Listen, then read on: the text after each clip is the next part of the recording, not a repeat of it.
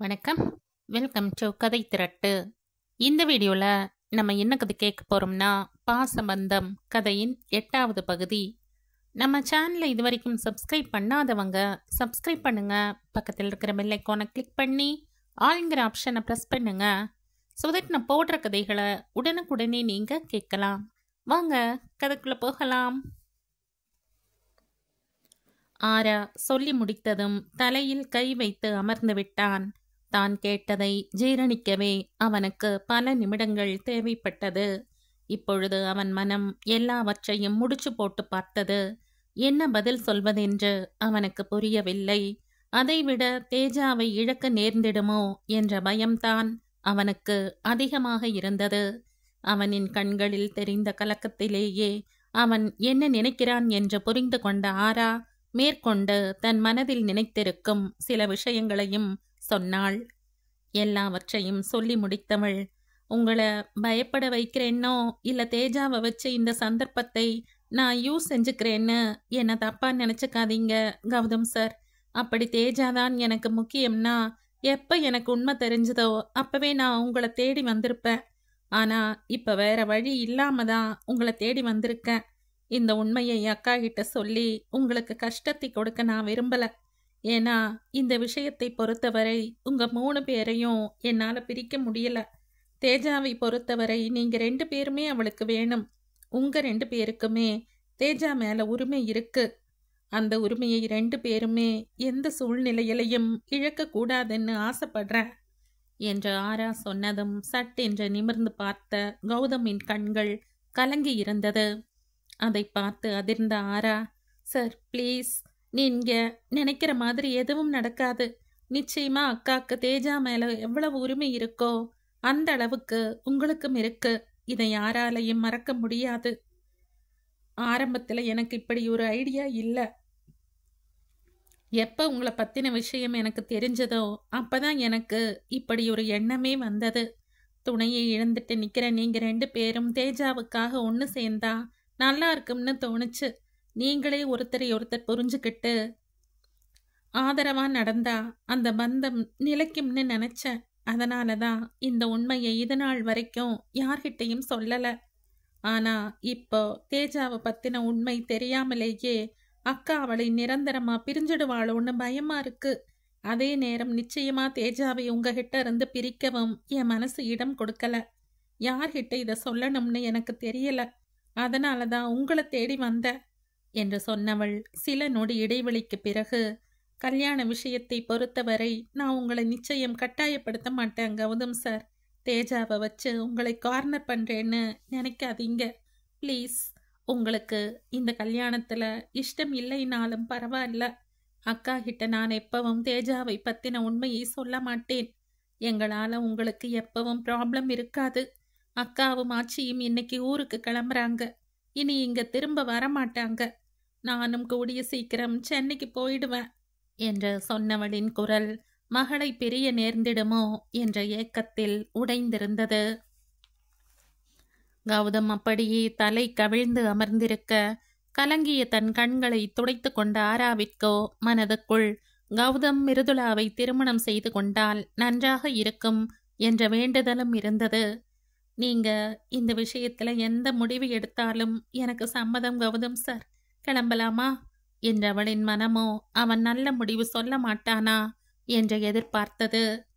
கடந்த 2 நாட்களாக மிருதுளாவுடனான திருமணம் பற்றிய விஷயத்தை யோசித்து எந்த முடிவும் எடுக்க முடியாமல் மதில் மேல் பூனையாக இருந்த கௌதமிற்கு இப்பொழுது ஆரா சொன்ன விஷயத்தில் இருந்து ஒரு தெளிவு பிறந்திருந்தது. தெளிவு என்று சொல்வதை விட அனைத்து உண்மையும் தெரிந்த பின்பும் ஊரை விட்டு செல்லும் மிருதுளாவிடமிருந்து தேஜாவை பிரித்து வைத்து அவளுக்கு துரோகம் செய்ய இவன் மனம் இடம் கொடுக்கவில்லை. அதே நேரம் உண்மையை சொல்லி அதனால் எதுவும் எதிர்மறை விளைவுகள் ஏற்படுவதையும் அவன் விரும்பவில்லை. இதற்கெல்லாம் ஒரே தீர்வு இந்த திருமணம்தான் என்பதை அவன் உணர்ந்து கொண்டான். யாழினி அவன் வாழ்வில் வராமல் இருந்திருந்தால் மிருதுளாவை திருமணம் செய்து கொள்வதில் அவனுக்கு எந்த ஆட்சேபனையும் இல்லை. மிருதுளாவின் குணம் அவனை உண்மையில் கவர்ந்திருந்தது. ஆனால் யாழினி இருந்த இடத்தில் வேறொருவரை அவன் மனம் அவ்வளவு எளிதில் ஏற்றுக்கொள்ள தயங்கியது. ஆனால் நேற்று பொன்னம்மா சொன்னது அவனுக்குள் இருந்த தயக்கத்தை குறைத்திருந்தது. நிச்சயம் யாழினி என்னை புரிந்து கொள்வாள் என்று நினைத்தவனுக்கு தற்போது முழு தெளிவு பிறந்திருந்தது. தன்னை ஆஸ்வாசப்படுத்தி கொண்டு நிமிர்ந்தவன் ஒன்றும் சொல்லாமல் கிளம்பலாமாரா என்றவன் அவனை அழைத்து கொண்டு திரும்பி அலுவலகம் வர அங்கிருந்த தனது வண்டியை எடுத்துக்கொண்டு ஒருவித எதிர்பார்ப்புடன் கிளம்ப போன ஆராவை ஒரு நிமிஷம் ஆரா என்று தடுத்தவன், இந்த விஷயத்தை நினைச்சு நீங்க கவலைப்பட வேண்டாம், நான் பார்த்துக்கிறேன் என்று சொல்லிவிட்டு அவளை வழி அனுப்பி வைத்தவன் அலுவலகத்தில் விடுப்பு சொல்லிவிட்டு வீட்டிற்கு வந்து விட்டான். தற்பொழுது இதையெல்லாம் நினைத்து பார்த்த ஆராவிற்கு, நான் பார்த்துக்கிறேன்னு சொன்னாரே, அக்கா கிளம்பவே போறா, இன்னும் ஆளை காணமேன்னு நினைச்ச, கடைசியில வந்தாலும் கரெக்டான நேரத்துல வர போலீஸ் மாதிரி செம டைமிங்ல கூடவே சூப்பர் ஆளோட பட்டைய கலப்புற மாதிரி ஒரு என்ட்ரி கொடுத்துட்டாங்க, கலக்கிட்டீங்க அத்தான் என்று நினைத்தவளுக்கு இந்த அக்கா எதையும் சொதப்பிவிடக் கூடாதே என்ற பயமும் இருந்தது. கௌதமை பார்த்து ஆரா கட்டை விரலை தூக்கி காட்ட அவன் முகத்திலோ புன்னகை. அந்த புன்னகையுடன் மிருதுளாவின் அருகில் சென்ற கௌதம், நீங்க யாரையோ மறந்துட்டு போறீங்க என்று கேட்க சட்டென்று நிமிர்ந்து பார்த்த மிருதுளாவிற்கு கண்கள் கலங்கிவிட்டது. ஒரு சில நிமிடங்கள் மௌனமாக நின்றவன், உங்க கூட கொஞ்சம் பேச முடியுமா என்று கேட்க மிருதுளாவோ தவிப்புடன் திரும்பி தனது தங்கையையும் பாட்டியையும் பார்க்க, ஆராவோ பாக்கா என்ற உதடுகளை அசைக்க, பார்வதியோ இங்கே என்ன நடக்கிறது என்கிற ரீதியில் பார்த்து கொண்டிருந்தார். ஆச்சி போக சொல்லுங்க என்று ஆரா சத்தமில்லாமல் தனது பாட்டியிடம் சொல்ல, அதன் பின்பே போகண்ணு என்றார் அவர்.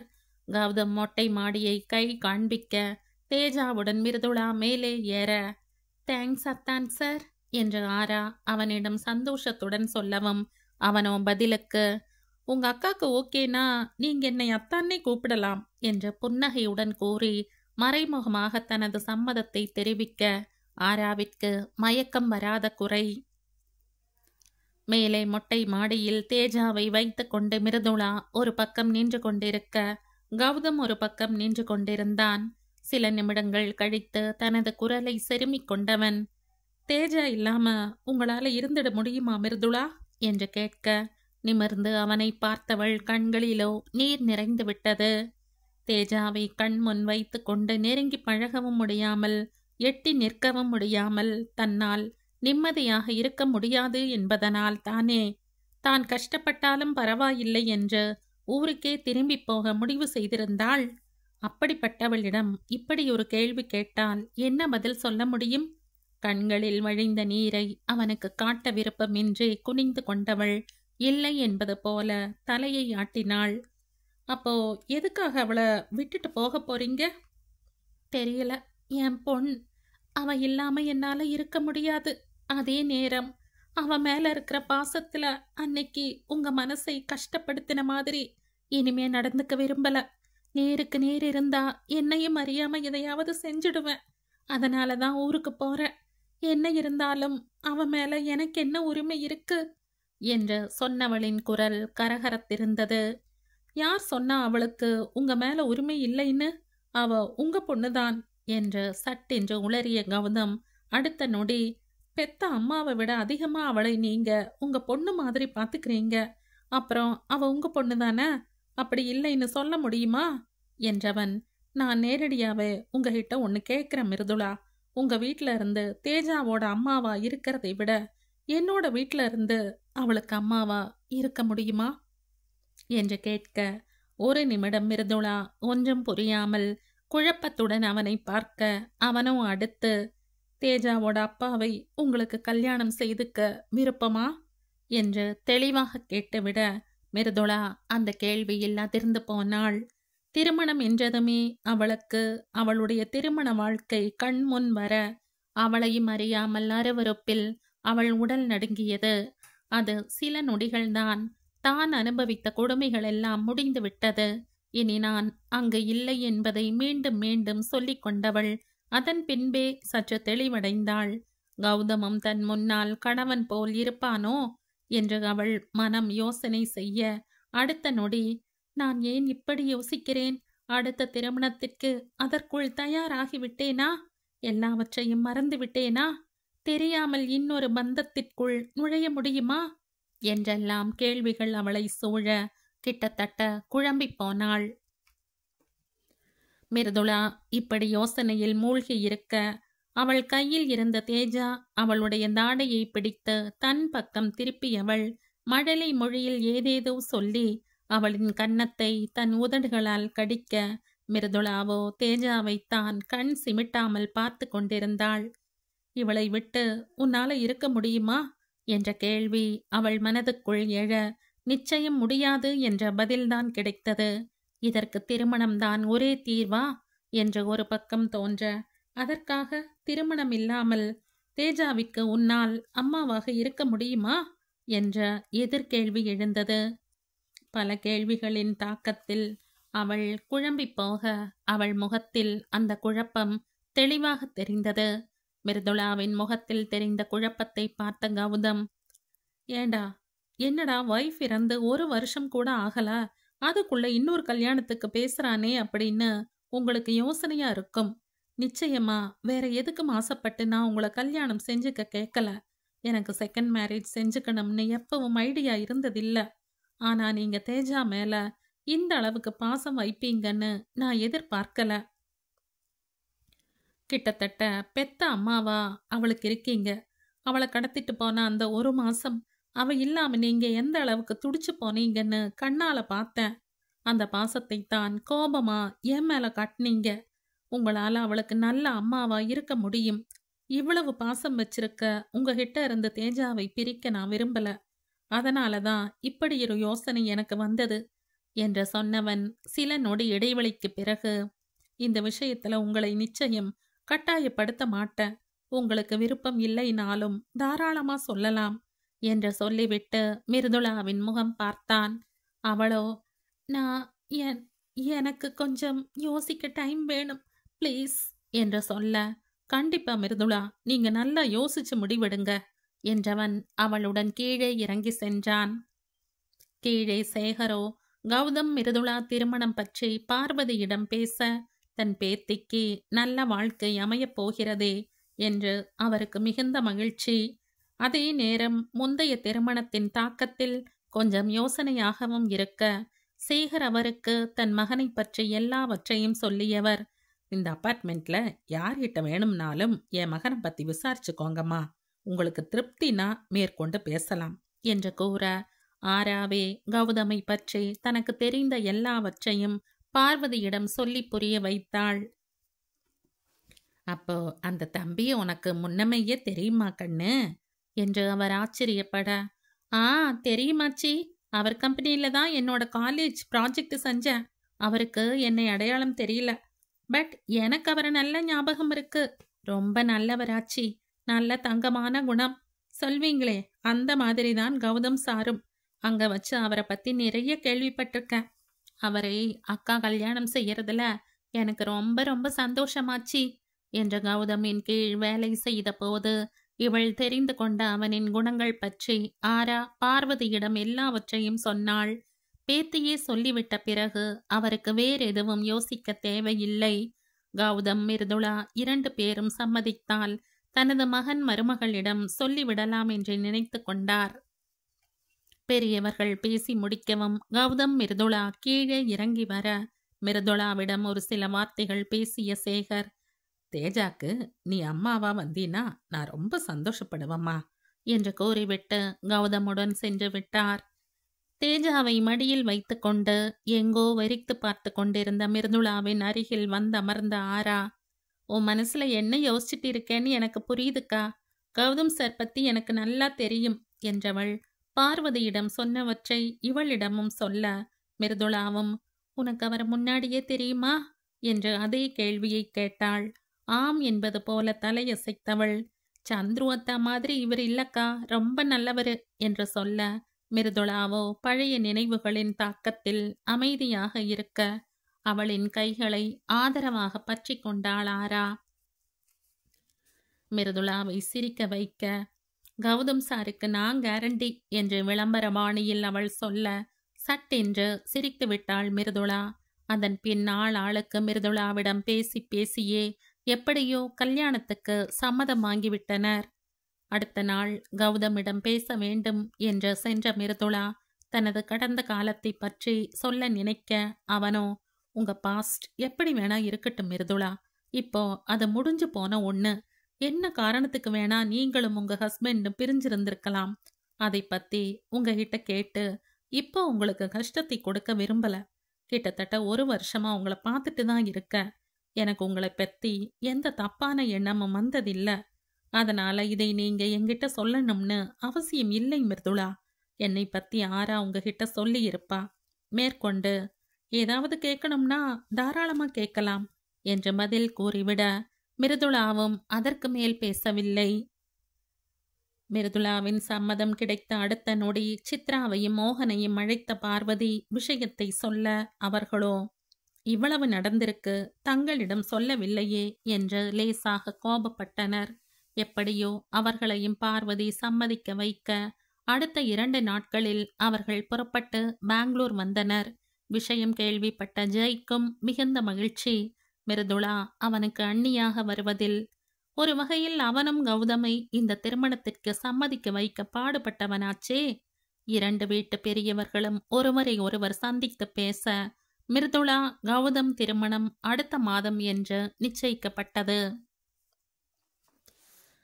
முதலில் தேஜாவை பார்த்த மோகன் சித்ரா இருவரின் மனதுக்குள் லேசான உறுத்தல் எழுந்தது. ஆனால் இப்படி நடக்க வாய்ப்பிருக்காது, நாம் தான் ஏதோ கற்பனை செய்கிறோம் என்று நினைத்து தங்களை தாங்களே சமாதானம் செய்து கொண்டனர். ஆனால் அதுதான் உண்மை என்று அவர்களுக்கு தெரியாது. கௌதம் மிருதுளா இருவரும் கோவிலில் திருமணம் வைத்து கொள்ளலாம் என்று உறுதியாக சொன்னதால் திருப்பதி கோவிலில் அவர்களின் திருமண ஏற்பாடுகள் செய்யப்பட்டது. அப்படியே நாட்கள் சிறகடித்து பறக்க திருமண நாளும் வந்தது. அழகிய பட்டு வேஷ்டியில் கௌதம் உட்கார்ந்திருக்க அவனுக்கு பக்கத்தில் எளிமையான அலங்காரத்தில் மிருதுளா அமர்ந்திருந்தாள். 2 பக்கமும் நெருங்கிய சொந்தங்கள் மட்டுமே அழைக்கப்பட்டிருந்தனர். 2 வீட்டு பெரியவர்கள் அனைவரும் அருகில் நின்று கொண்டிருக்க தேஜாவை கைகளில் வைத்து கொண்டு தன் அக்காவின் அருகில் நின்று கொண்டிருந்தாள் ஆரா. அவளுக்கு பக்கத்தில் பட்டு வேஷ்டியில் அவளையே பார்த்தபடி, இவ எப்ப சம்மதம் சொல்லி எப்ப நம்ம கல்யாணம் நடக்குமோ என்ற மனதுக்குள் ஏக்கத்துடன் நின்றிருந்தான் ஜெய். அடுத்த சில மணி நேரங்களில் ஐயர் தாலியை எடுத்து கொடுத்து கெட்டிமேளம் கெட்டிமேளம் என்ற குரல் கொடுக்க அனைவரின் ஆசிர்வாதத்தோடு அந்த 7 மலையான் சந்நிதியில் வைத்து மிருதுளாவின் கழுத்தில் மங்கள நாணை பூட்டினான் கௌதம். கௌதம் தன் கழுத்தில் தாலி கட்டும் பொழுது தன்னையும் அறியாமல் கண் கலங்கினாள் மிருதுளா. அன்று இவள் அனுமதியின்றி இவள் கழுத்தில் இருந்த தாலி வலிக்க வலிக்க வலுக்கட்டாயமாக பறிக்கப்பட்டது. இன்று அதே கழுத்தில் மீண்டும் ஒரு தாலி ஏறியுள்ளதை நினைத்து பார்த்தவளுக்கு பழைய நினைவுகளின் தாக்கத்தில் நெஞ்சம் பாரமாக இருந்தது. நினைவுகளின் பிடியில் இருந்தவள் தன் தலையில் தேஜாவின் கை ஸ்பரிசத்தை உணர்ந்து நிமிர்ந்து பார்க்க அவள் மகளோ தனது சித்தியிடம் அடம் பிடித்து குனிந்து தனது அன்னையின் தலையில் தன் கையில் இருந்த அட்சதையை வைக்க அந்த செயலில் நெகிழ்ந்து போன மிருதுளா சற்று முன்பு வரை இருந்த மனபாரம் எல்லாம் மறைந்து போக தேஜாவின் கைகளை பிடித்து முத்தமிட்டவள் அவளை வாங்கி மடியில் அமர்த்தி கொண்டாள். இந்த காட்சியில் அனைவருமே நெகிழ்ந்து போயினர். இந்த கல்யாண அவசரத்தில் அனைவரும் ஒரு முக்கியமான விஷயத்தை மறந்துவிட்டனர். அதை பற்றி கௌதமும் கேட்கவில்லை, மிருதுளாவின் பெற்றோரும் கேட்கவில்லை. அது பின்னாளில் பிரச்சனையாக வரும் என்று அப்பொழுது அவர்களுக்கு தெரிய வாய்ப்பில்லை. கௌதம் மிருதுளா திருமணம் முடிந்து கிட்டத்தட்ட 2 மாதங்கள் கடந்திருந்தது. அன்று காலை நேர பரபரப்பில் தேஜா தன் சின்னஞ்சிறு கால்களால் தத்தி தத்தி நடந்து அங்கும் இங்கும் ஓடிக்கொண்டிருக்க கையில் உணவு கிண்ணத்துடன் அவளை துரத்தி கொண்டிருந்தாள் மிருதுளா. அம்முக்குட்டி, ஒரு வாய் வாங்கிக்கூடா, அம்மா பாவம்டா, காலையிலிருந்து உன் பின்னாடி தான் ஓடிட்டு இருக்க, பிளீஸ்டா குட்டிமா, ஆ ஆ ஒரு வாய் என்று 100வது தடவையாக புலம்பியபடி அவளை பின்தொடர அவள் மகளோ இவளுடன் ஹைட் அண்ட் சீக் விளையாடி கொண்டிருந்தாள். இது தினமும் காலையில் நடக்கும் கூத்து. காட்சிகள் டயலாக் மாறாமல் இன்றும் அங்கே அரங்கேறிக் கொண்டிருக்கிறது. நடக்க கற்றுக்கொண்டதில் இருந்து தேஜாவிற்கு எப்பொழுதும் நடராஜா சர்வீஸ் தான். தூக்கி வைத்தால் கூட திமிரு கீழே இறங்கி விடுவாள். இங்கே மிருதுளா தேஜா பின்னால் ஓடிக்கொண்டிருக்க கௌதமோ அலுவலகத்திற்கு கிளம்பிக் கொண்டிருந்தான். அன்றைய தினம் அலுவலகம் எடுத்து செல்ல வேண்டிய ஃபைல் ஒன்றை பையில் எடுத்து வைக்க தேடியவன் அது கிடைக்காமல் போகவே, ரித்தோ என்று மிருதுளாவை அழைத்து கொண்டு அறையை விட்டு வெளியே வர, அதே நேரம் தேஜாவை துரத்தி கொண்டு பின்னோடு மிருதுளாவும் அறைக்குள் நுழைய இருவரும் நேருக்கு நேர் மோதிக்கொண்டனர். தேஜாவிற்கு ஊட்டமென இருந்த சாதம் கௌதமின் சட்டைக்கு ஊட்டப்பட்டது. அந்த சுட்டியோ கௌதமின் கால்களின் இடைவெளியில் அறைக்குள் நுழைந்து கட்டிலின் அந்த பக்கம் போய் நின்று கொண்டு தன் தாய்க்கு பழிப்பு காட்டியது.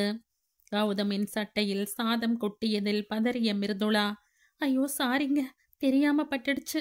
பாப்பா பின்னாடியே வந்ததுல நீங்க வர்றத கவனிக்கல, சாரிங்க ப்ளீஸ் என்று திரும்ப திரும்ப சொல்லிக் கொண்டிருக்க, ரித்து ரிலாக்ஸ், இட்ஸ் ஓகே என்ற கௌதம் அவளை சமாதானம் செய்ய, அப்படியும் அவள் தர்ம சங்கடமாக நிற்பதை பார்த்து, இதெல்லாம் ஒரு விஷயமே இல்ல ரித்து, பாப்பா இருந்தா இப்படித்தான் இருக்கும். இதுக்கு முன்னாடி நானும் ஜெய்யும் எவ்வளவு வாங்கி இருக்கோம் என்று சிரித்து கொண்டு சொன்னவன் டிஷ்யூ பேப்பரை எடுத்து சட்டையில் இருந்த சாதத்தை துடைத்து டஸ்ட் பின்னில் போட்டுவிட்டு மெதுவாக நடந்து சென்று தேஜா எதிர்பார்க்காத நேரம் அவளை தூக்கி கொண்டு மிருதுளாவிடம் வந்தவன், பட்டுக்குட்டி, இது என்ன அட்டகாசம்? அம்மாவை கஷ்டப்படுத்திட்டே இருக்கீங்க.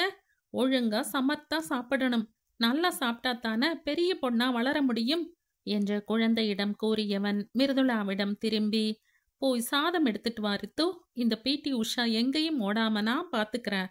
இன்னைக்கு இவ ஒழுங்கா சாப்பிடல, அவளுக்கு ஈவினிங் பார்க் விசிட் கட் என்று கூறியவன் கண்ணால் சைகை செய்ய, மிருதுளாவோ இதுதான் சந்தர்ப்பம் என்று வேக வேகமாக சென்று சாதத்துடன் திரும்பி வர, ஒவ்வொரு வாய்க்கு அடம் பிடித்தவளை எப்படியோ போராடி சாப்பிட வைத்தனர் கௌதமும் மிருதுளாவும்.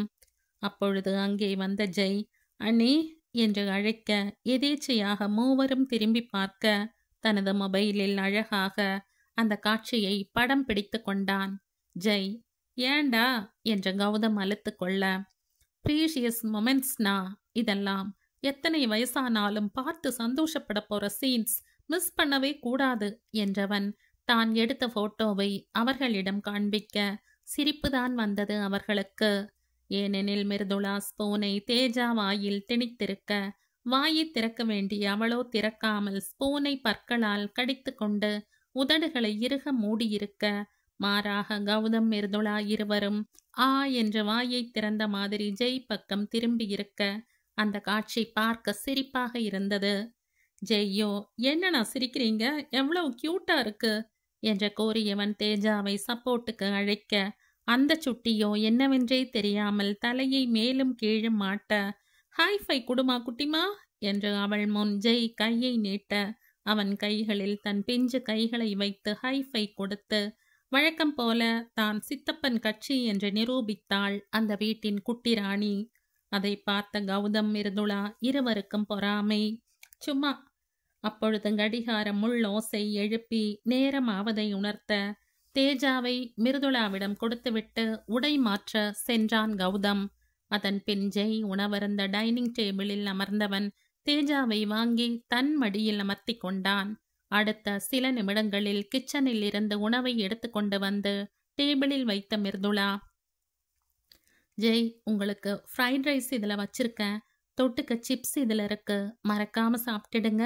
நேற்று வேலைன்னு சாப்பிடவே இல்லை, எவ்வளவு ஒர்க்னாலும் ஒரு 5 மினிட்ஸ் ஆகுது டைம் ஒதுக்கி சாப்பிட்டுடுங்க, ஒர்க் பண்ண எனர்ஜி வேண்டாமா என்று சொல்ல, ஜெய்யோ, அண்ணி எத்தனை தடவை சொல்றது உங்ககிட்ட, வாங்க போங்கன்னு கூப்பிடாதீங்க, பேர் மட்டும் சொல்லுங்கன்னு என்று போலி கோபம் காட்ட, அது எப்படி ஜெய், நீங்க என்னை விட மூத்தவங்க இல்லையா என்று அவளும் தயங்க, 1 வருஷம் மூத்தவன், அதுக்கு நீ என்னை கிழவன் ரேஞ்சுக்கு சொல்றது ரொம்ப ஓவர் அண்ணி. நான் என்ன அந்த வடிவேலுவா, உங்களை விட 1 வருஷம் முன்னாடி உலகத்தை பார்த்தவன்னு சொல்லிக்கிட்டு அலையறேன் என்று அவன் பதில் சொல்ல பக் என்று சிரித்து விட்டாள் மிருதுளா. தப்பா எடுத்துக்காதீங்க ஜெய், சின்னவங்களே ஆனாலும் சட்டுன்னு பேர் சொல்லி கூப்பிட வரல. ப்ளீஸ், போக போக என்னை திருத்திக்கிறேன் என்ற பதில் சொல்ல அவனும் சரி என்பது போல புன்னகையுடன் தலையசைத்தான். அதற்குள் கௌதம் டைனிங் டேபிள் வர தேஜாவை தூக்கி டேபிள் மீது உட்கார வைத்துவிட்டு இருவரும் சாப்பிட்டு முடிக்க வழக்கம் போல கௌதமிற்கு முன்பே ஜெய் கிளம்பி அலுவலகம் சென்று விட்டான். கௌதம் சாப்பிட்டு முடித்த லஞ்ச் பாக்ஸை எடுத்து கொண்டவன் மிருதுளாவின் கையில் இருந்த தேஜாவின் கன்னத்தில் இதழ் பதித்தவன். டாட்டா குட்டிமா, வர ரித்து என்று புன்னகையுடன் விடை பெற்று சென்றான். கௌதம் புறப்பட்டதும் பால்கனிக்கு வந்தவள் அவன் செல்வதையே பார்த்து கொண்டிருந்தாள். அவளின் நினைவு திருமண நாள் அன்று இரவுக்கு சென்றது. மணமக்களுக்கு தனிமை கொடுக்கவென்று அனைவரும் மொட்டை மாடியில் படுத்துக்கொள்ள பெண்கள் அனைவரும் ஆராவின் வீட்டில் படுத்து கொண்டனர். தேஜாவை மிருதுளாவின் தாய் அவருடன் அழைத்து செல்ல நினைக்க வேண்டாம் என்று மறுத்துவிட்ட மிருதுளா கௌதம் இருவரும் அவளை தங்களுடன் தூக்கி சென்றனர். அறைக்குள் வராமல் ஹாலிலேயே தயக்கத்துடன் நின்று கொண்டிருந்த மிருதுளா, உள்ளவா மிருதுளா, எதுக்கு அங்கேயே நின்றுட்டு இருக்க என்ற கௌதம் அழைத்த பின்பே உள்ளே சென்றாள். அவளை கட்டிலில் உட்கார சொன்னவன், எப்பவும் நீ அன்கம்ஃபர்டபுளா ஃபீல் பண்ணக்கூடாது மிருதுளா. இது உன்னோட வீடு. தேஜாவுக்காகத்தான் நம்ம கல்யாணம் நடந்ததுனாலும் நம்ம பொண்ணோட அம்மாவா மட்டும் உன்னை நான் கல்யாணம் செஞ்சு கூட்டிட்டு வரல. இந்த வீட்டுக்கு மருமகளா, அப்பாக்கு பொண்ணா, ஜெய்க்கு அண்ணியா, அப்புறம் எனக்கு மனைவியா, இப்படி எல்லா உறவாவும் தான் உன்னை கடவுள் சாட்சியா கல்யாணம் செஞ்சு கூட்டிட்டு வந்திருக்கேன். இந்த வீட்டுக்கு எல்லாமுமா நீதான் இருக்கணும், இருக்க போற. யாழினிக்கு இந்த வீட்டுல என்ன உரிமை உறவு இருந்ததோ அது இப்போ உன்னோடது. இதுல எந்த மாற்றமும் இல்ல. எல்லாருக்கும் உன்னை ரொம்ப பிடிக்கும் மிருதுளா. தேஜா குட்டிக்கு, அப்பாக்கு, ஜெய்க்கு, எனக்கு உன்னை பிடிக்கும். நான் பார்த்த வரைக்கும் உன்னோட இந்த அமைதி, பெரியவங்க கிட்ட காட்டுற மரியாதை எல்லாம் எனக்கு பிடிச்ச விஷயம் மிருதுளா. யாழினியும் நீயும் எல்லா விஷயத்திலேயும் ஒரே மாதிரி. ஆனா அவ ரொம்ப சுட்டித்தனம் பண்ணுவா, நீ ரொம்ப சைலண்ட் என்று சொல்லிவிட்டு லேசாக புன்னகைத்தவன், எனக்கு கொஞ்சம் டைம் கொடு மிருதுளா, என்னால யாழினியை என்று சொல்லும் போதே மனைவியின் நினைவில் அவன் குரல் உடைய கண்கள் கலங்கிவிட்டது. அடுத்த வார்த்தை வரவில்லை. ஏதோ ஒன்று தொண்டைக்குள் சிக்கிக் கொண்டது போல இருந்தது. சில நொடிகள் கண்களை இறுக மூடி தன்னை சமன் செய்து கொண்டவன் பின்பு குரலை செருமிக் கொண்டு, யாழினி மறக்கிறது ரொம்ப கஷ்டம்தான் மிருதுளா. அவ இல்லாம நான் இல்லை. அவ எனக்கு வைஃப்னு சொல்றதை விட அவதான் என்னோட லைஃப். அம்மா இல்லாத எனக்கும் ஜெய்க்கும் அவதான் அம்மாவா இருந்தா. அதே நேரம் எங்களோட குழந்தையாவும் இருந்தா. அவ்வளவு சேட்டை பண்ணுவா என்றவன் மிருதுளாவின் முகத்தை பார்த்து, இந்த நேரத்துல இப்படி எல்லாம் பேசுறேனேன்னு தப்பா நினைக்காத மிருதுளா. எல்லா மனுஷங்களும் ஒரு நாள் மாறுவாங்க. அது மாதிரி ஒரு நாள் நானும் மனசு மாறி உனக்கு நல்ல ஹஸ்பண்டா இருப்பேன்னு நம்புறேன். அது வரைக்கும் என்று மேற்கொண்டு பேச போனவனை இடைமறித்த மிருதுளா, எனக்கு இந்த அளவுக்கு உரிமை கொடுத்ததுக்கே நான் உங்களுக்கு நன்றி சொல்லணும். தேஜா என் வாழ்க்கையில் வராம இருந்திருந்தா நான் என்னவாக இருப்பேன்னு எனக்கே தெரியாது. நான் பெத்த குழந்தையோட குரலை கூட நான் கேட்டதில்லை. அவ முகத்தை பார்க்க எனக்கு கொடுத்து வைக்கல. அதுக்குள்ள இறந்து போயிட்டா என்றவளுக்கு அவளையும் அறியாமல் கண்ணீர் தேங்க அதையெல்லாம் கருத்தில் கொள்ளாமல் தன் பேச்சை தொடர்ந்தாள். தேஜா என் வாழ்க்கைக்கு கிடைச்ச பொக்கிஷம். அவளுக்கு அம்மாவா இருக்கிறதுக்கு நான் ரொம்ப கொடுத்து வச்சிருக்கணும்.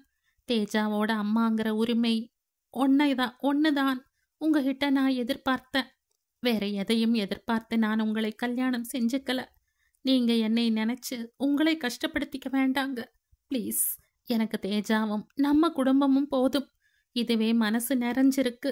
இதுக்கு மேல எனக்கு எதுவும் வேண்டாம் என்றவளின் கண்களில் கண்ணீர் வழிந்து கொண்டிருக்க அதை தன் கைகளால் துடைத்து விட்டான் அவளின் கணவன் கௌதம். அதன் பின் அங்கே சில நிமிடங்கள் அமைதி நிலவியது. திடீரென்ற யோசனை வந்தவனாக மிருதுளாவிடம் தேஜாவின் பொருட்கள், மருந்துகள் எல்லாம் எங்கிருக்கிறது என்று காண்பித்த கௌதம் கிச்சனுக்கும் அவளை அழைத்து சென்று என்னென்ன பொருட்கள் எங்கிருக்கிறது என்று அவளுக்கு சொன்னவன் வீட்டை சுற்றி காண்பித்தான். அதற்குள் அவர்களின் மகள் தேஜா தூக்கத்தில் இருந்து விழித்து கொள்ள மிருதுளா அவளை சுத்தம் செய்து முடிக்க அவளை தூக்கி கொண்டு கௌதம் பால்கனிக்கு சென்றான். அதற்குள் ஈரமாகி இருந்த படுக்கையை சுத்தம் செய்துவிட்டு படுக்கை விரிப்பையும் மாற்றிவிட்டாள் மிருதுளா. தேஜாவிற்கு சிறிது நேரம் விளையாட்டு காட்டிய கௌதம் அவளுக்கு தூக்கம் வருவது போல் இருக்க மீண்டும் வந்து மிருதுளாவிடம் அவளை கொடுத்தவன், நீ தூங்கு மிருதுளா, நான் கொஞ்ச நேரம் பால்கனியில இருந்துட்டு வரேன் என்றவன் அங்கிருந்த சேரில் சென்று அமர்ந்து கொண்டான். அவனின் நினைவு யாழினியை நோக்கி சென்றது. இதோ இந்த அறையில் அவளுடன் கழித்த நாட்கள் எல்லாம் நினைவுக்கு வர, அவளை முதலில் சந்தித்தது முதல் அவள் இறந்தது வரை எல்லா நிகழ்வுகளும் இப்பொழுதுதான் நடந்தது போல இருக்க, யாழினி இப்போது உயிரோடு இல்லை என்பதை அவனால் ஜீரணிக்க முடியவில்லை. யாழினியின் குரல் இப்பொழுதும் அவன் செவிகளில் கேட்பது போல் இருக்க, அதன் தாக்கத்தில் அவனையும் அறியாமல் கண்ணீர் வழிந்தது. அதை துடைக்கும் எண்ணம் இல்லாமல் தூரத்து இருட்டை வெறித்து கொண்டிருந்தான் கௌதம். கௌதம் தனியாக சென்று அமரும் பொழுதே அவன் பழைய நினைவுகளின் தாக்கத்தில் இருக்கிறான் என்பதை புரிந்து கொண்டாள் மிருதுளா. அவனின் நிலையை நினைக்கும் பொழுது யாழினியை நினைத்து இவளுக்கும் கஷ்டமாக இருந்தது. இந்த சின்ன வயதில் அவள் இறந்து விட்டாளே என்று மனதில் பாரத்துடன் தேஜாவை கட்டிலில் படுக்க வைத்தவள் தானும் அவள் அருகில் படுத்து கொண்டாள். மிருதுளாவின் கைகள் தேஜாவின் நெஞ்சை தட்டி கொடுத்து கொண்டிருந்தாலும் அவளின் கண்கள் கௌதமைத்தான் பார்த்து கொண்டிருந்தது. நெடுநேரம் பார்த்து கொண்டிருந்தவளுக்கு அவளையும் அறியாமல் முன்னாள் கணவன் சந்துருவின் ஞாபகம் வர அவனின் செயல்களும் ஒவ்வொன்றாக நினைவுக்கு வந்தது. எப்படி அவனால என்னை பார்த்து அப்படி ஒரு வார்த்தை சொல்ல முடித்தது என்று நினைக்கையிலேயே, பரம யோகியனா இருக்கிறவங்க தான் யோகியின் வேஷம் போடுவாங்களாம் என்று ஆரா அடிக்கடி சொல்வது ஞாபகம் வர அவளின் உதட்டில் வெறுமையான சிரிப்பொன்று உதிர்த்தது. ஏனோ கௌதமை நினைக்கையில் இப்படியும் நல்லவர்கள் இந்த உலகத்தில் இருக்கிறார்கள் என்றே நினைக்க தோன்றியது. எண்ணங்களின் சுழற்சியில் தன்னையும் அறியாமல் மிருதுளா உறங்கிவிட, சிறிது நேரம் கழித்து அறைக்குள் வந்த கௌதம் உறங்கும் தன் மனைவியின் முகத்தை பார்த்தான். எந்த எதிர்பார்ப்பும் இல்லாமல் தன்னை நம்பி வந்திருக்கும் அவளை நினைக்கையில் இவள்தான் எவ்வளவு நல்லவள் என்றே எண்ணத் தோன்றியது. தேஜாவுக்கு மறுபக்கம் படுத்து கொண்டவன் மனசோர்வில் சீக்கிரமே உறங்கிப் போனான். இருவரின் மனமும் ஒருவரை ஒருவர் ஏற்றுக்கொண்டதால் அவர்கள் இருவரும் மற்றவரின் அருகாமையில் இயல்பாக இருக்க முடிந்தது. இப்படியாகவே அவர்களுக்கு நாட்கள் நகர்ந்தது. காலை எழுந்ததும் அனைவருக்கும் காஃபி போட்டு கொடுக்கும் மிருதுளா அடுத்து தேஜாவிற்கு வேண்டியதை செய்துவிட்டு வர, அதற்குள் காலை உணவிற்கு நேரமாகிவிடும். அதன் பின் சகோதரர்கள் இருவரும் அலுவலகம் கிளம்ப ஆரம்பிக்க, சமையலை செய்து கொண்டே தேஜாவிற்கு உணவை ஊட்ட என்று அவள் பின்னால் சுற்றி கொண்டிருப்பாள் மிருதுளா. ஒரு வழியாக இரண்டையும் முடிக்க கௌதம் ஜெய் இருவரும் உணவருந்திவிட்டு அலுவலகம் கிளம்பி சென்ற பின்பு எதிர் வீட்டில் இருக்கும் அன்னையுடன் காலை உணவை உண்டு முடிக்க அடுத்து தேஜாவுடன் நேரம் கழியும்.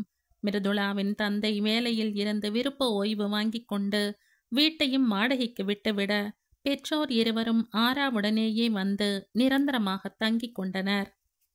இப்படியாக நாட்கள் செல்ல ஒரு நாள் ஜெய் தன் அண்ணனிடம், நீ என்கிட்ட என்ன நான் சொன்ன என்று கேட்க, அவனோ என்னவென்பது போல் முழிக்க, அண்ணி எப்பவும் அன்கம்ஃபர்டபுளா ஃபீல் பண்ணக்கூடாது, அது மாதிரி நடந்துக்கன்னு என்கிட்ட சொன்னல என்று ஜெய் சொன்னதும், ஆமாம் என்பது போல தலையாட்டியவன், இப்பொழுது இதை எதற்கு சொல்கிறாய் என்பது போல பார்க்க, அவனோ என்ன சொல்லிட்டு நீ என்ன பண்ற, ஏதோ ஃபார்மலா கூப்பிடுற மாதிரி அண்ணி பேரை ஃபுல்லா சொல்லி கூப்பிடுற, நீ யாருன்னா அவங்களுக்கு ஹஸ்பண்ட் தான், அதுக்கேத்த மாதிரி கூப்பிடு என்று கூறிவிட்டு செல்ல, ஓ இப்படி ஒரு விஷயம் இருக்கோ என்று அப்பொழுதுதான் யோசிக்க ஆரம்பித்தான். அந்த எண்ணத்தில் உதித்ததுதான் ரித்து என்ற அழைப்பு. ஆனால் அது ஆசையால் உதிக்கவில்லை. மாறாக ஜெய் கூறியது போல ஏனோ அவனுக்குமே மிருதுளாவை முழு பெயரை சொல்லி கூப்பிடுவது அவளின் மனதுக்குள் ஒரு அந்நியத்தை ஏற்படுத்தி விடுமோ என்ற எண்ணத்தில்தான். கூடிய விரைவில் அது அன்பின் அழைப்பாக மாறக்கூடும். மிருதுளாவின் ஆலோசனையின் பெயரில்தான் கடந்த ஒரு மாதமாக மாலை சீக்கிரம் வரும் கௌதம் மிருதுளா தேஜா இருவரையும் அழைத்து கொண்டு பார்க்குக்கு போய் வர ஆரம்பித்திருந்தான்.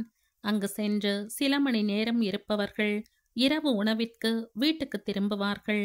பார்க்கில் இருக்கும் நேரம் இருவரும் தங்களுக்கு பிடித்தது பிடிக்காதது என்று ஒருவரை ஒருவர் பற்றி பேசித் தெரிந்து கொண்டனர்.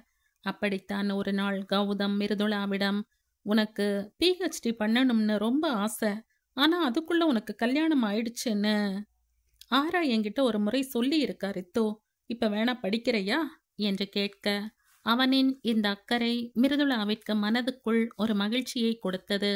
நிச்சயம் அது அவளுடைய கனவு. ஆனால் படிக்க முடியாமல் போய்விட்டது. இப்பொழுது தேஜாவை கவனிக்கும் பொறுப்பு இருப்பதால், இப்ப வேண்டாங்க, பாப்பா கொஞ்சம் வளரட்டும், அதுக்கப்புறம் படிக்கிறேன் என்று விட்டாள். கௌதம் மிருதுளா வாழ்க்கை தெளிந்த நீரோடையாக சென்று கொண்டிருக்க, ஜெய்க்குத்தான் அவன் நினைத்தது தலைகீழாக மாறிவிட்டது.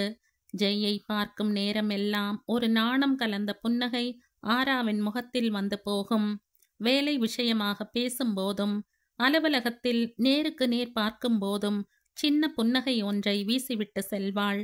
ஆனால் இப்பொழுதெல்லாம் அந்த சின்ன புன்னகை கூட அவளின் முகத்தில் இருப்பது போல தோன்றவில்லை ஜெய்க்கே. வேலை விஷயமாக அழைத்தாலும் அலுவலக வேலையாக மட்டும் பதில் சொல்பவள். அத்தோடு பேச்சுவார்த்தை முடிந்தது என்பது போல சென்று விடுவாள். எப்பொழுதில் இருந்து இப்படி என்று இவன் யோசிக்கையில், சமீபமாகத்தான், அதுவும் கௌதம் மிருதுளா திருமணத்திற்கு பிறகில் இருந்துதான் இப்படி இருக்கிறாள் என்று தோன்றியது. என்ன ஆச்சு, ஏன் இவ இப்படி பிஹேவ் பண்றா என்று குழப்பம்தான் மிஞ்சியது. அப்படித்தான் ஒரு நாள் அலுவலகத்தில் வைத்து அலுவலக வேலை போல அழைத்த ஜெய், ஏன் ஆரா இப்போல்லாம் வித்தியாசமா பிஹேவ் பண்ற என்று அவளிடம் நேரடியாக கேட்க, அவளோ, என்ன வித்தியாசம் இருக்கு, எப்பவும் போலத்தான் இருக்க என்ற முகத்தில் அடித்தாற் போல பதில் சொல்ல, இல்ல ஆரா, நீ முன்ன மாதிரி இல்ல, ஆபீஸ்க்கு வர, உன்னோட வேலையை பார்க்கற போற, ஒரு ஸ்மைல் இல்ல, ஒரு ஹாய் கூட இல்ல, நேர்ல பார்த்து சிரிச்சா கூட கண்டுக்காம போற, அதான் என்ன ஆச்சுன்னு கேக்குறேன் என்றவனின் குரலில் இப்பொழுது ஒரு கடினத்தன்மை வந்திருந்தது. ஆனால் ஆராவோ அதை கண்டுகொள்ளாமல், இங்க பாருங்க ஜெய், நான் எப்பவும் போலதான் இருக்கேன், மத்தவங்க கூட எப்படி பழகிறனோ அதே மாதிரிதான் உங்ககிட்டையும் பழகிறேன், நீங்களா ஏதேதோ கற்பனை செஞ்சுக்கிட்டா அதுக்கு நான் பொறுப்பில்ல என்று கூறிவிட்டு நகரப்போனவளை கை பிடித்து நிறுத்தியவன், மற்றவங்களும் நானும் உனக்கு ஒன்னா என்ற கண்களில் கோபத்துடன் கேட்க, அவனின் இறுக்கமான பிடியில் வலியில் முகத்தை சுளித்தவள், கையை விடுங்க ஜெய் என்று கொஞ்சம் சத்தமாக சொல்லிவிட, பக்கத்தில் இருந்த அனைவரும் இவர்களைத்தான் பார்த்தனர். ஜெய்யின் நண்பன் கூட, டேய் ஜெய், எல்லாரும் பார்க்கறாங்கடா, சிஸ்டர் கையை விடு முதல்ல என்று சத்தம் இல்லாமல் அவன் காதில் சொல்ல, அப்பொழுதுதான் சுற்றுப்புறத்தை உணர்ந்தவன் அதே கோபத்துடன் ஆராவின் கையை உதற, அவளோ கன்றி சிவந்திருந்த இடத்தை தடவி கொடுத்தவள் இவனை முறைத்துவிட்டு சென்றாள். ஆராவின் பேச்சு இவனின் கோபத்தை மேலும் அதிகரித்துவிட, கோபத்துடன் சேரை எட்டி உதைத்தவன் யாரின் முகத்தையும் பார்க்க விரும்பாமல் கேபிட்டேரியாவுக்கு சென்று விட்டான்.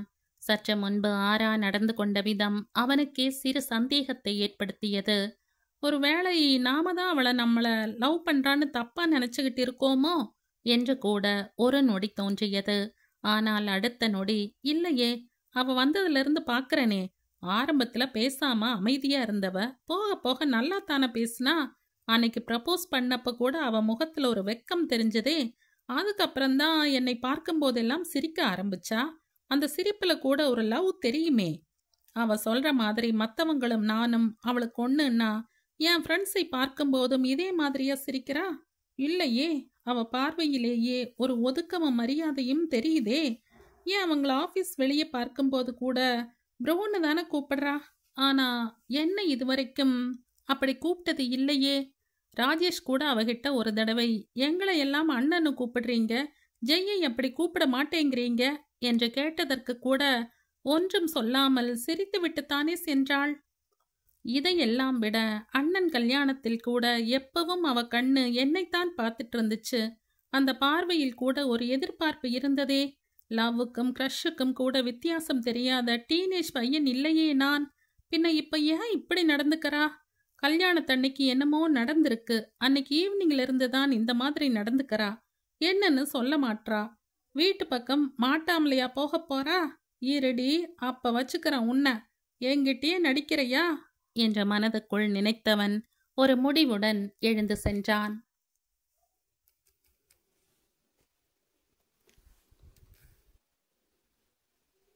இந்த கதையின் தொடர்ச்சியை அடுத்த பதிவில் கேட்கலாம். நன்றி.